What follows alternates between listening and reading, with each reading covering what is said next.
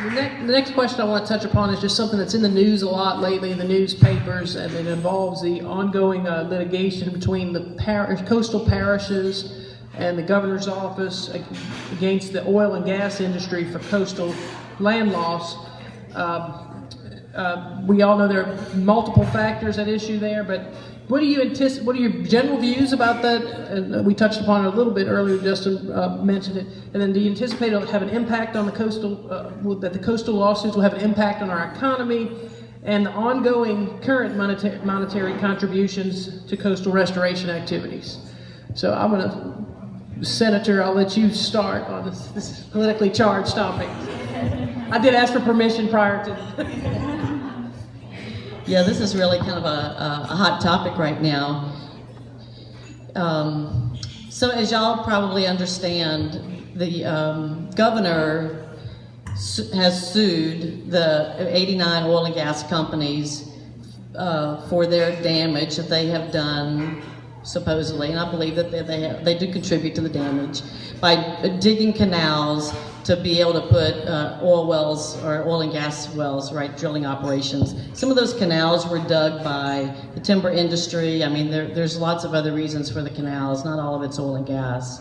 And so his answer was basically to go to the oil and gas companies and say, I think this is $100 billion solution to restore the coast, and your share of that's about a third, and so I think everybody needs to pony up $30 billion. And he did that during the session this past March or so. And what I believe is a much more prudent step is for the Department of Natural Resources to basically go do their job. And their job is that they issue the permits, the coastal use permits.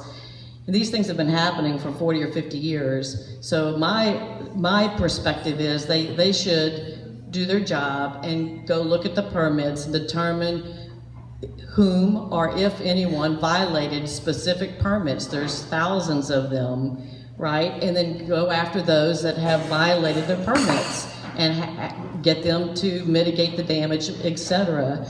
And if they don't, then maybe you're talking about a lawsuit. But just sort of in globo, throwing out a lawsuit and kind of pushing for a settlement because it seems expedient is something that I'm very much against, because I think with all due respect to the attorneys that are in the room, the only people that really win in that case are the lawyers.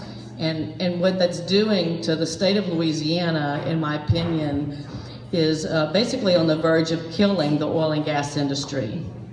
And you know, there's some really great examples of that. For example, in the state of Mississippi, they had an energy conference at the end of September, and they basically said, this is in their documentation, Louisiana's governor seems to have a unique philosophy on how to generate revenues for his budget-challenged state. Sue the businesses that have provided much of the good-paying jobs and revenue in the state and its communities for decades. With the uncertainty in Louisiana, Mississippi economic developers should be reaching out to these businesses to introduce them to pro-business communities in Mississippi that will value their investments and their jobs.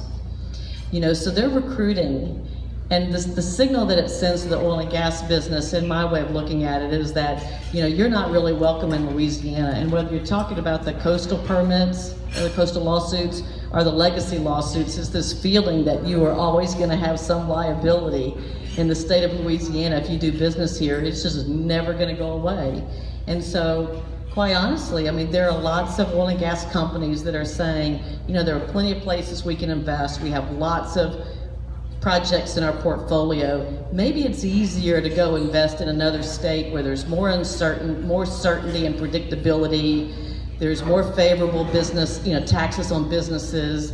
And I think that we're really going down a slippery slope with the coastal lawsuits. So, there might even be an article to that effect in The Advocate soon. I sent in an op-ed recently to that effect, so y'all got to hear it here first.